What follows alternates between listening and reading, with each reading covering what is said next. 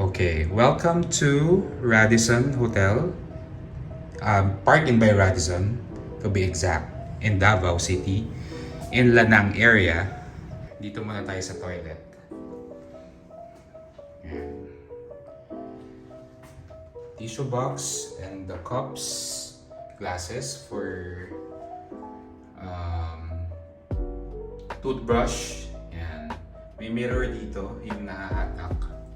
Ayan. Okay. Dito yung mga toothbrush, lotion, kasi yung hand wash na sa dispenser. Toilet is here and the shower area. Yan. May rain shower din. It's hot and cold, of course. Tapos nandito yung mga toiletries. Shampoo, body wash, and conditioner. Yan. So, bakit ba namin pinili itong Radisson? First, it's very accessible.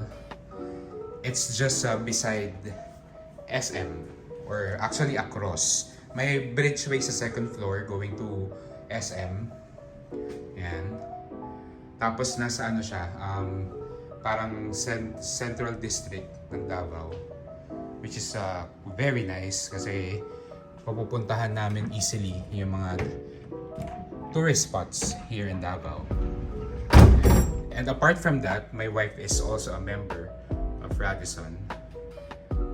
If you watch our previous vlogs, meron na rin kaming room tour sa Radisson in Clark, Pampanga. Okay, so ito yung closet. May wooden hangers and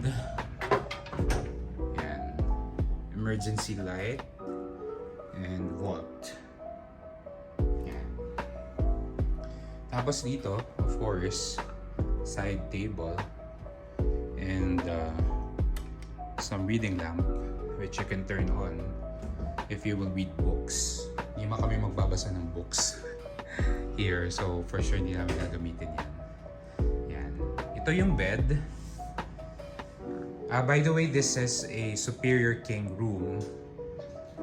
Yan. It has king size bed, of course. From the name itself, Superior King. And we paid roughly 13,000 for this room for 3 nights. Which is not bad kasi Park in Davao is actually a 4.5 star hotel. Going 5, I think may mga ginagawa pang things para for accreditations so that they could achieve the 5-star marking. Yan. So dun sa lobby, they gave me the gym access na on the 3rd floor.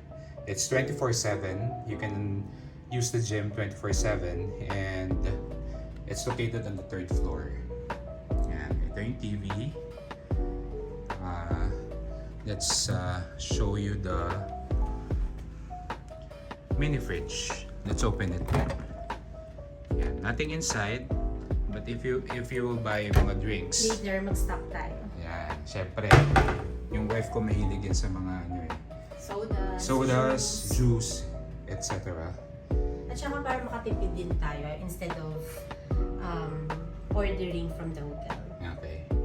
And this one, babe, what did you say about this? Bakit may picture na lang dyan? Actually, just like what we had sa Boracay before, sa Crystal Sands Hotel, sa Henan. Sa Henan, no?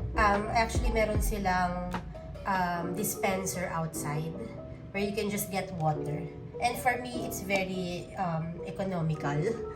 Kasi parang instead of them, providing bottles of water. Yes. And hindi na sila may istorbo if ever we need refill, di ba? So tayo na lang pupunta doon. Pupunta. Same floor lang, just Same outside. floor, yes. I think pagbukas ng elevator, nandun na lang. Yan. So, of course, coffee, mugs, tapos yung mga kailangan. And then, electric kettle. Yan. Yan. Dito ako, may lamp. work, char. Yan. No work. No work, yeah. Of course.